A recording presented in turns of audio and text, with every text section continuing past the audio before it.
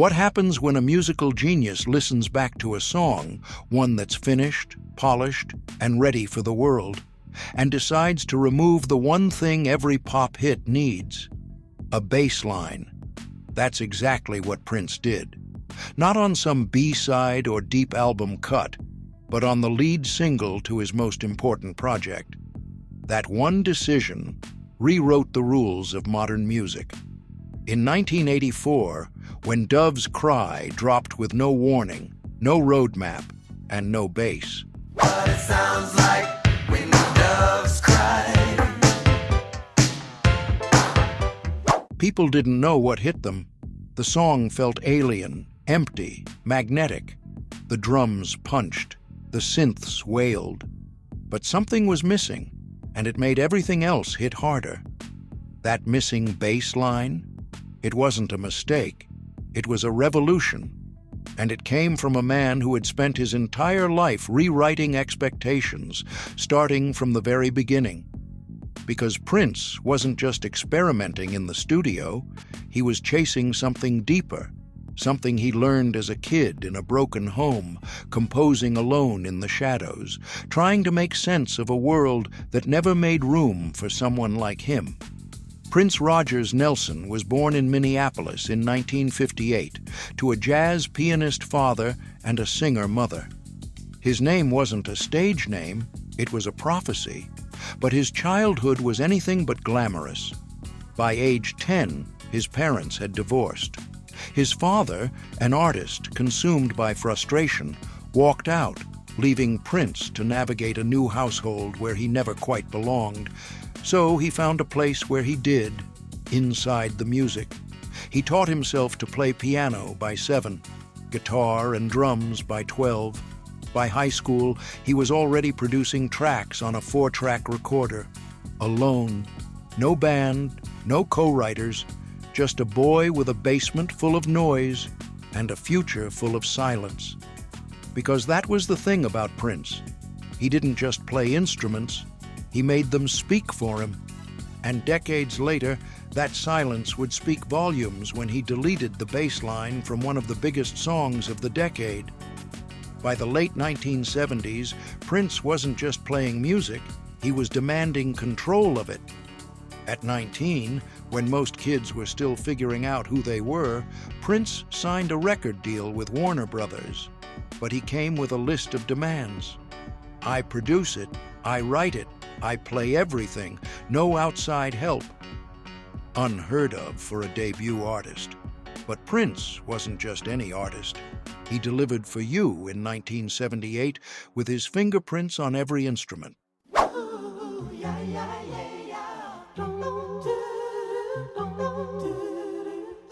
It didn't sell much, but it made a statement. Over the next few years, he followed up with Prince, Dirty Mind, and Controversy, each one more provocative, more experimental, and more defiant than the last.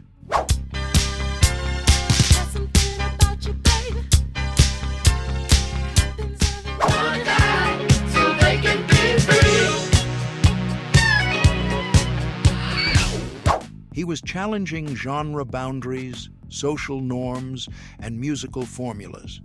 And yet, he was still just warming up. The firestorm came in 1982 with 1999, his first mainstream success. Songs like Little Red Corvette and Delirious made him a household name. Body like yours on a PNG. Us on the verge of being obscene.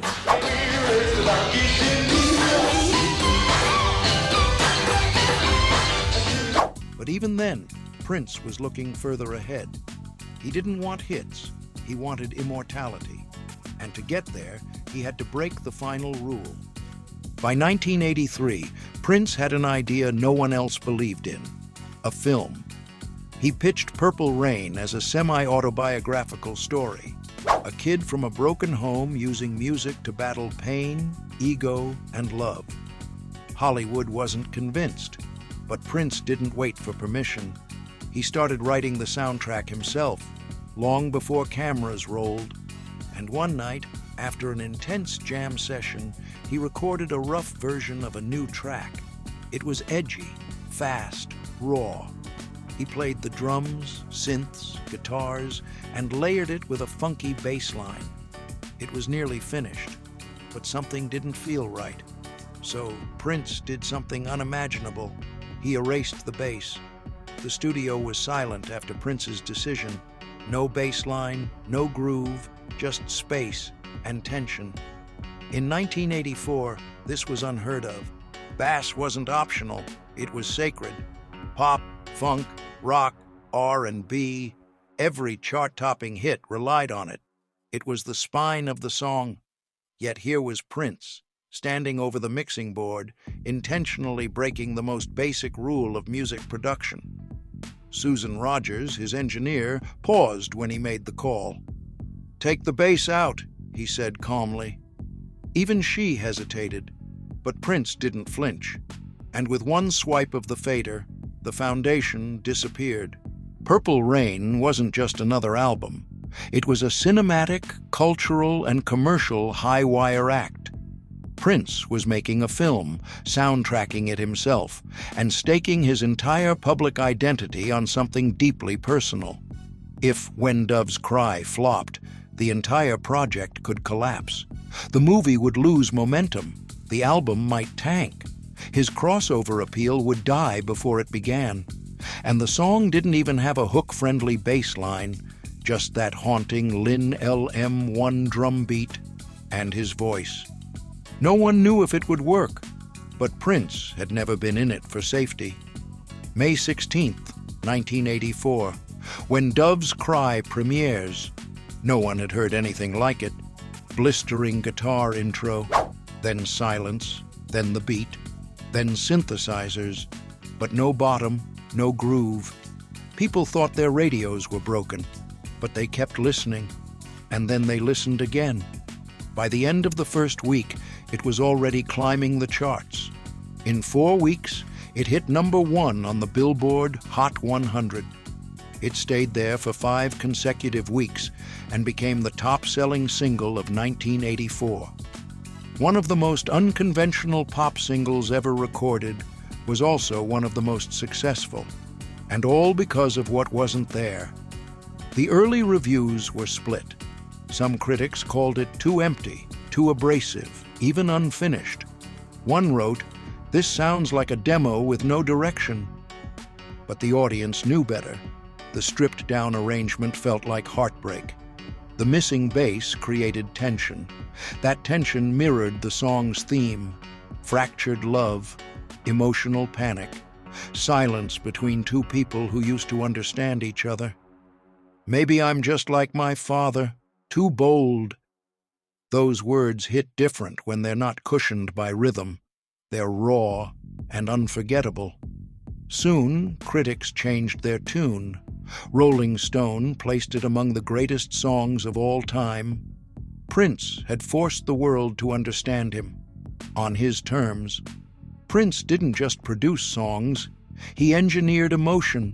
He knew that removing an instrument didn't remove power, it shifted it.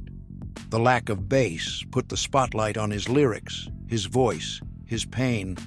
It created negative space that screamed louder than most full-band arrangements ever could. "Sometimes you have to subtract to multiply the feeling," he once said. He meant it.